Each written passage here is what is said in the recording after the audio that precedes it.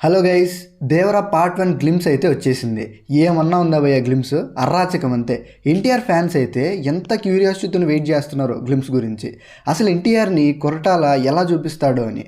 And నాకు ఉన్న భయం ఏంటంటే సలార్ టీజర్లో చేసినట్టు ఎన్టీఆర్ని కూడా అలా బాడీ మాత్రం చూపిస్తారో అనుకున్నా. బట్ అలా చేయలేదు. ఎందుకంటే ప్రభాస్ బాడీకి ఉన్న క్రేజ్ ఎన్టీఆర్ ఫేస్కే ఉంది. ఇంకా గ్లిమ్స్లోని మెయిన్ పాయింట్స్ గురించి, అందరికీ నచ్చిన పాయింట్స్ గురించి మాట్లాడుకుందాం.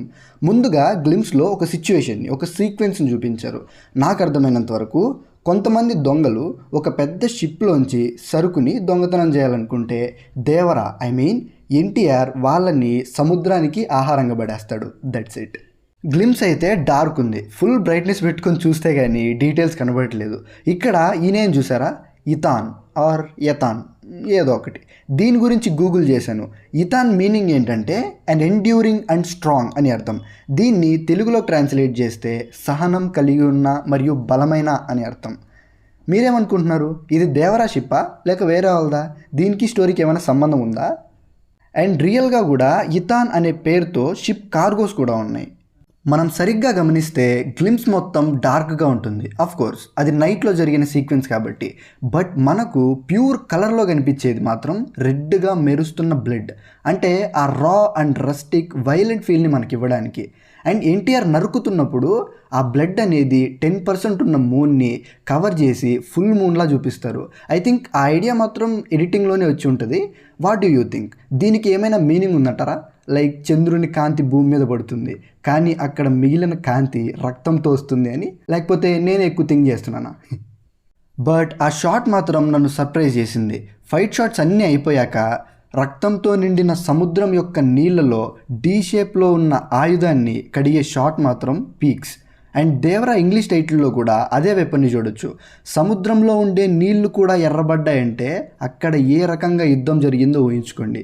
అండ్ దాని తర్వాత వచ్చే డైలాగ్, ఈ సముద్రం చేపల కంటే కత్తుల్ని నెత్తుర్ని ఎక్కువ చూసి ఉండేది, అందుకేనేమో దీన్ని ఎర్ర సముద్రం అంటారు. అంటే సముద్రం పేరు కూడా సింక్ అయ్యేలాగా అక్కడ జరిగిన వైలెన్స్కి. వావ్. దాని తర్వాత మై ఫేవరెట్ షాట్, అంతమందిని నరికిన తర్వాత రక్తం మొత్తం సముద్రంలో కలిసిపోతుంది. అంత చేసిన మనిషి మెల్లగా నడుచుకుంటూ వచ్చి సముద్రం ఒడ్డున కూర్చుని ఉంటాడు. అతడు ఏం ఆలోచిస్తున్నాడో కూడా ఎవరికి తెలియదు. అప్పుడు ఆ టైంలో ఆ సముద్రంలో ఉన్న నీళ్లతో పాటు అందులో కలిసిన రక్తపు చుక్కలు కూడా ఎగిరి అతని మీద తుంపర్లు పడుతూ ఉంటాయి. ఆ టైంలో ఆ షాట్కి పెట్రోల్ పోసి తగలబెట్టిన అనిరుద్ బీజం అర్రాచకం భయ్య. ఈ బీజం కూడా మనం చాలాసార్లు విన్నాం. ఎప్పుడైతే దేవరా అనౌన్స్మెంట్ వీడియో కొట్టాడో ఆ బీజిఎంని కరెక్ట్ టైంలో ఎన్టీఆర్ ఫ్రేమ్లో ఉన్నప్పుడు ఒక పవర్ఫుల్ షాట్లో చూసినప్పుడు ఒక హై వచ్చింది. And through out the glimpse Anirudh BGM వేరే లెవెల్లో ఉంది.